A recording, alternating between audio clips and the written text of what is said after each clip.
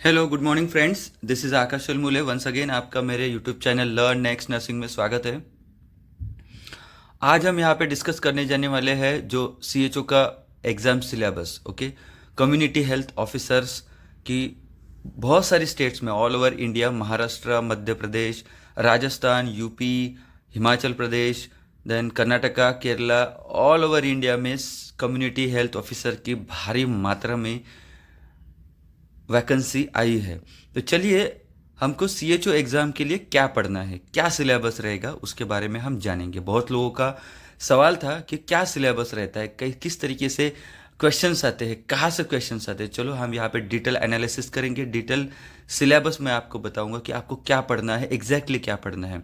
क्योंकि CHO exam ये bachelor of Ayurveda, bachelor of यूनानी एंड बैचलर ऑफ नर्सिंग, ये तीनों ही कैंडिडेट दे सकते हैं। तीनों ही कैंडिडेट, जीएनएम कैंडिडेट नहीं दे सकते। ठीक है, मोस्ट ऑफ द जो बीएससी नर्सिंग के कैंडिडेट है उनका सिलेबस ये हुआ रहता है, but bachelor of Ayurveda, bachelor of यूनानी जो पढ़ते हैं उनको मोस्टली ये सिलेबस नहीं होता है। तो उनके लिए और हमारे नर्सिंग भाइयों के लिए बहुत ही इम्पोर्टेंट वीडियो होने वाला है। तो चलिए ध्यान से सुनिए, चलिए डिटेल एनालिसिस करते हैं हम।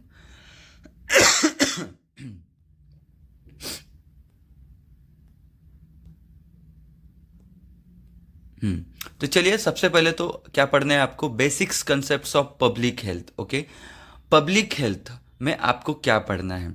बेसिकली ये कम्युनिटी हेल्थ ऑफिसर की जो पोस्ट होती है ना, वो सब सेंटर पे आपकी पोस्टिंग होती है। सब सेंटर में जो भी चीज़ें होती है, जो भी ग्रॉस रूट लेवल पे जो बेसिक्स से चीज़ें शुरू होती है, डिसीजेस से लेके all kind of records, reportings, lab test, everything you have to do it in a sub centre. Okay, तो इसी के लिए कम्युनिटी का सबसे ज़्यादा यहाँ पे सिलेबस रहने वाला है कम्युनिटी से रिलेटेड। तो सबसे पहला है basic concept of public health. यहाँ पे देख लेते क्या क्या है basic concepts of public health में। Concepts of community health, okay. उसके बाद एपिडेमियोलॉजी। एपिडेमियोलॉजी जो प्रोसेस रहती है वो किस तरीके से होती है एंड उसके जो अप्रोचेस होते हैं वो भी इंपॉर्टेंट है। देन वाइटल स्टैटिस्टिक्स, इसमें जो इंडिकेटर्स होते हैं, vitals indicators, birth rate, then उसके बाद डेथ रेट, अब ऑल काइंड ऑफ इंडिकेटर्स, वो बहुत ही इंपॉर्टेंट होती है। कम्युनिटी हेल्थ स्टैटिस्टिक उसको बोला जाता है। उसके बाद देखते हैं डेमोग्राफी। ओके, डेमोग्राफी भी बहुत इंपॉर्टेंट है। Then health care system in India. Okay, health care system. Okay, उसके बाद planning organisation of public health programmes. Okay, then उसके बाद levels of prevention, primary, secondary, tertiary, जो 3 टायर सिस्टम होती है उसके बारे में, ये बहुत ही इंपॉर्टेंट चीज़ है। देन उसके बाद है बायोमेडिकल वेस्ट मैनेजमेंट। ओके, ये सब चीज़ें आती है पब्लिक हेल्थ में। अब नेक्स्ट देख लेते हैं चाइल्ड हेल्थ। चाइल्ड हेल्थ उसको पीडियाट्रिक बोला जाता है। ठीक है, इसमें आपको क्या पढ़ना है, integrated management of neonatal and childhood illnesses, जो उसको बोला जाता है IMNCI। ओके, देन उसके बाद care of newborn. Okay, management of neonatal and child health programme. उसके बाद इंट्रोडक्शन टू राष्ट्रीय बाल स्वास्थ्य कार्यक्रम, दैट इज आरबीएस के ये बहुत ही इंपॉर्टेंट प्रोग्राम है सब सेंटर लेवल पे, पीएससी लेवल पे। तो आपको ये सब कुछ आपको आना चाहिए, इसमें क्या क्या होता है, किस तरीके से होता है, क्यों होता है, सब। देन उसके बाद universal immunisation programme. Okay, UPI. Okay, universal immunisation programme.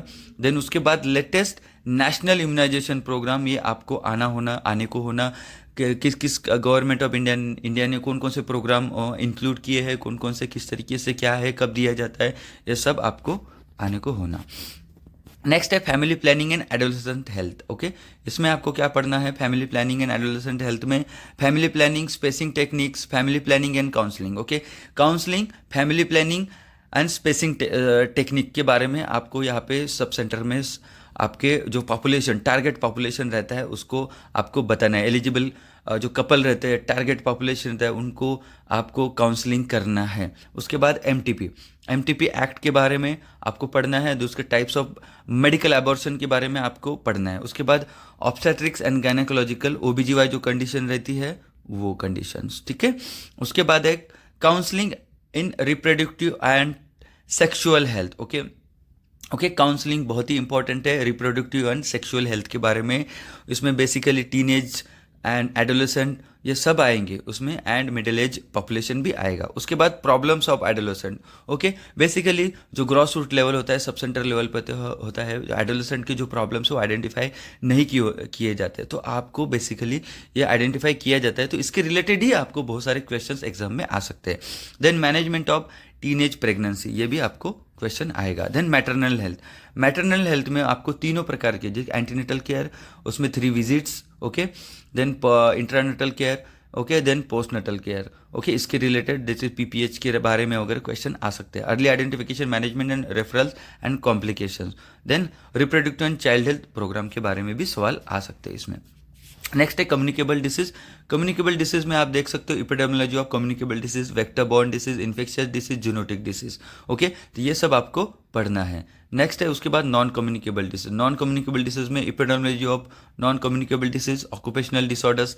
Occupational disorders में बहुत सारे डिसऑर्डर, बैगोसिस, बायोसिनोसिस, एंथ्रोकोसिस, ये सब प्रकार के डिसीज आते हैं, तो आपको सबको पढ़ना है। Then mental health, okay, then substance abuse disorders, okay, related to the alcohol and the LCD and the all kind of substance abuse disorders. then elderly care, उसमें जीराटिक केयर से रिलेटेड आपको पढ़ना है। नेक्स्ट है न्यूट्रिशन। न्यूट्रिशन ये subject बहुत ही important है।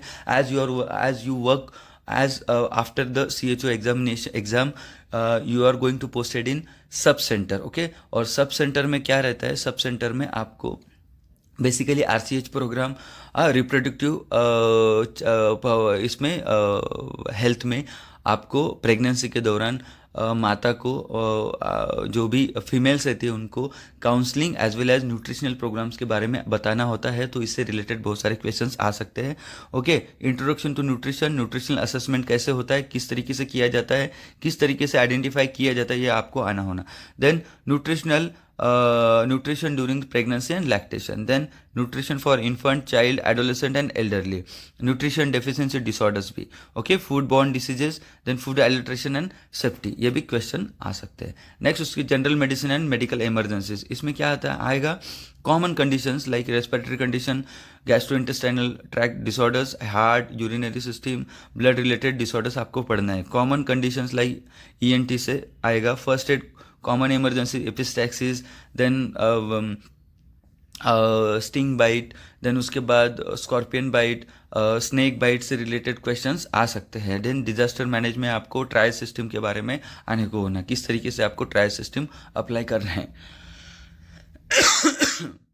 नेक्स्ट है फार्माकोलॉजी। फार्माकोलॉजी में आपको क्या करना है, इसेंशियल जो लाइफ सेविंग ड्रग्स है, एड्रेनालिन, एट्रोपिन, हाइड्रोकॉर्ड, डेक्सा, देन उसके बाद ऑल काइंड ऑफ जो इमरजेंसी ड्रग्स रहते हैं उसके बारे में आपको पढ़ना है ये सब, क्योंकि आपको ग्रॉस रूट लेवल पे काम करना है, आपको आने को होना है इसके बारे में।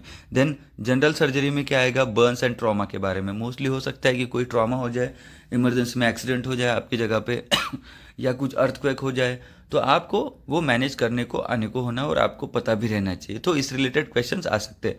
बर्न्स के बारे में भी, okay, Parkland formula, then fluid calculations, ये सब रिलेटेड क्वेश्चंस आ सकते हैं। उसके बाद है public health skill. Public health skill क्यों चाहिए, पब्लिक हेल्थ स्किल क्यों चाहिए, क्योंकि आपको काउंसलिंग करना होता है, ओके, न्यूबॉर्न का, चाइल्ड हेल्थ का, reproductive child health, adolescent health, और उसके बाद जो इमरजेंसीज रहती है वो कंडीशंस को किस तरीके से मैनेज करना है, तो ये पब्लिक हेल्थ स्किल्स में आता है, तो आपको ये भी पढ़ना है। नेक्स्ट है basics of human anatomy. Okay, human anatomy and physiology पे क्वेश्चंस आएंगे, 5 से 10 MCQs आ सकते हैं। देन उसके national health programmes like TB, malaria, okay, goitre, all kind of national programmes आपको ये पढ़ के जाना है। ओके, देन इंग्लिश से रिलेटेड कुछ सवाल आ सकते हैं, okay, grammars and all kind of, then GK and current affairs भी आपको पढ़ना है। तो दोस्तों आपको यही बोलूँगा, अगर आप CHO के लिए प्रिपेयर कर रहे हो तो ये सब टॉपिक आप अच्छे से पढ़ के जाइए, ठीक है। आप ये पढ़ के जाएंगे तो आपको एग्ज़ाम में सवाल जो भी आएगा वो उसका आंसर आप कर पाओगे। बेसिकली इसके रिलेटेड बहुत सारे वीडियोस मैंने मेरे YouTube चैनल पे बनाए हैं, तो आप वहाँ पे लॉगिन करके YouTube चैनल मेरे YouTube चैनल पे जाके जो भी वीडियोस है इम्यूनाइजेशन से रिलेटेड, एमसीक्यू से रिलेटेड, ओके, अपगार स्कोर से related, all kind of videos आप वहाँ पे देख पाओगे। मैं आपको गुजारिश करूँगा, अगर आप मेरे यूट्यूब चैनल पे नए हो तो मेरे यूट्यूब चैनल को सब्सक्राइब कर लीजिए, क्योंकि जो भी मैं नए नए वीडियो बनाऊंगा वो आप बिना चुके देख पाओगे। अपने दोस्तों के साथ मैक्सिमम शेयर करिए, मेरे वीडियो को लाइक करिए। तो चलिए, कुछ भी प्रॉब्लम है मुझे डिस्क्रिप्शन बॉक्स में, आप कमेंट बॉक्स में आप लिख दीजिए, या मेरे फेसबुक आईडी पे भी लिख सकते हो, आकाश शर्मुले के नाम से हैं।